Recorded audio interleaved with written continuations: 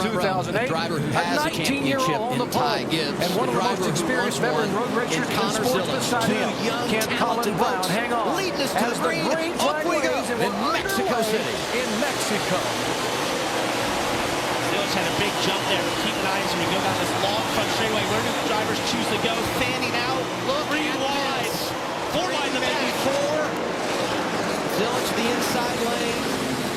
One of the passing zones he talked about here for the first time. Gibbs is there with him. Gets the advantage. Looks like Kyle Busch tries to move to the inside, but now so far so good. Well, I'll guarantee you that turn 1 was in everybody's mind. They had to get down in their single file, Jerry, so they can spin somebody out. But right now, it looks like it's a pretty clear run. Like you mentioned pre-race, through turn 3, now they're exiting turn 3. Control this race. This is the short run. Heading up to turn 4. Double turn here up one into the car S's. off the Gibbs course. leads side by That's side the with 24 teammates car, for second. former Trans Now Am Zillage champion able to hop in Brian front of Simo. Or is he? There was some contact there. Remember, on the turn road favor courses, a little guys, bit. you don't get a yellow flag when one car spins off somewhere on the course. Yeah, right now, no caution for Brian Seymour. That's not really good because he's going to be so far behind the field right now. Really He's going to want a caution later on. He's going to get caught back up.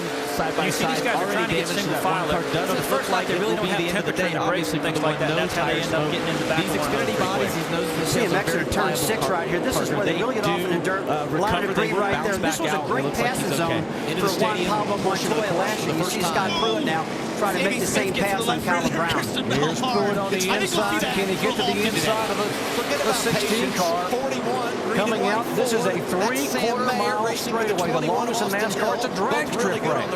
It sure is, and when we measured it the other day, I couldn't believe how long it is. It's longer than Pocono. And I found out talking to Ron Woodday this morning that with less horsepower, they're actually using more brake because they're driving deeper into the corner. So that's why we've seen some guys locking up the front wheels. Scott Pruitt takes over the lead there entering turn 1 in front of Colin Brown. Kyle Busch back in I love third. the fact that you never talk about side drafting in a These road three, the battle course, starting to heat up. 4th, 5th, and 6th. That's Boris Said in front of Carl Everett. Said in the 25 car. Edwards is the 60. Misses turn 3. In comes the 2, Clint Boyer, the points leader. Wobble to get through. Christopher Bell drives by in the 24. You know, right now they're at a point in the race. I'd say in about another 8 to 10 laps, these guys will be hitting pit road to try to get into their fuel window race. And that is something that, you know, in the previous years, the guys have been pretty kind. They haven't been putting a bump on anybody, getting off course, anything like that.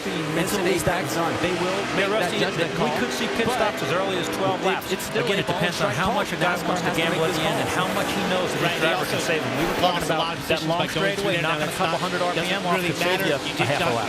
Patrick Carpentier told us in the garage yesterday his car may not qualify very well, but he said that would be a factor. I mean, it feels like his penalty is the fact. Yeah, the guys have been talking about tight cars here, and Patrick had his car turning good yesterday. He was just a little bit loose in qualifying. Situation. Yeah, they're entering turn 7 right now, right on the bottom of the racetrack. On the other side of the equation, right to the bottom of that track without that front end pushing you out. This is where you can really gain a lot of momentum. Off at turn 8 right now, you see him accelerating down the front straightaway. Just like you said, Ray, with not much horsepower, these guys are going to drive really deep into the corners now. Did not take any time to give him any grace. It was right back into the back bumper of the 88. Speed 0 over 180 miles an hour. Another car off the course, the 0-1. That's Curtis Davis. A reset. You know, I mean. But now, look, guys, he's behind and his the teammates. caution How are you flag aggressive waving with your here at the teammates? start-finish line because Jr., Davis has had some contact with those concrete mosaics on the wall up there between turns 7 and 8. We saw a couple days ago when some of the drivers actually crashed on the entry of turn 7. They hit those mosaics, and when you hit it, it's like a cheese grater. I mean, it just tears the car all to Look at all pieces, these junior motorsport Chevys. You talk about them. No, I see that, Rusty. And we talked about that softball. It looks like a can opener. For some reason, that mosaic gets hold of the sheet metal and just tears it back. With number 9, Suarez coming from the back, racing to 71. Again now, as you see safety crew there talking to Curtis. Here's what happened. Yeah, guys, this He gets in the corner just real deep. He locks up the front wheels and bams right into the ball. I see a lot of oil behind the car, so looks like he had more problems than maybe just locking up the brakes. But the 71 of Brian 2 years ago, we saw last year we saw that's right. the 16 car here hit one of the Roush Fenway cars, just tear the whole left side of the car off. Jerry, one thing you notice at this particular track in Mexico, it doesn't have a soft wall. These guys are probably running about 150 to 160 mile an hour getting into turn 7. When you lose it, and you hit the wall pretty hard. And I know they like to have one here, and I guess one of these days NASCAR will get a soft wall. That's where Suarez got under caution here, yellow for the first time here in Mexico City. Hard impact for the 0-1 car of Curtis Davis. Pro barriers. This team had a lot of optimism coming into this weekend. You see Jason Chinchera, his crew chief there, hard on the brake, starts wheel hopping. Oh man, lucky to not take anybody else out with him. And that's gonna be a hard impact there to those Tech Pro barriers. Yeah, you can see the speed difference here. Heads up driving by Jesse Love. Yeah, let him go. In that corner, throughout practice and qualifying, we saw multiple drivers struggling there. It just seems like for whatever reason, it's inviting you to drive in deeper than you should. It doesn't have a ton of grip, and we've seen a lot of wheel hop out of these Xfinity cars down there, Kim.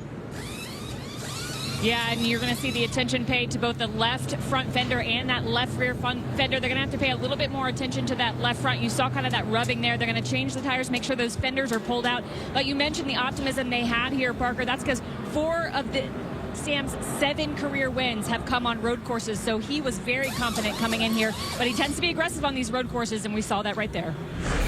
And a couple of his wins coming at the Roval in walk-off situations. So he's not only delivered on the road, but done it under pressure. And you referenced the challenges of turn 11. Turn 11, turn 4 are the 2 places I've seen a lot of drivers off track this week. Yeah, just pushed too far. The Tech Pro there did its job, though, to give, and now NASCAR will go out. The track will reset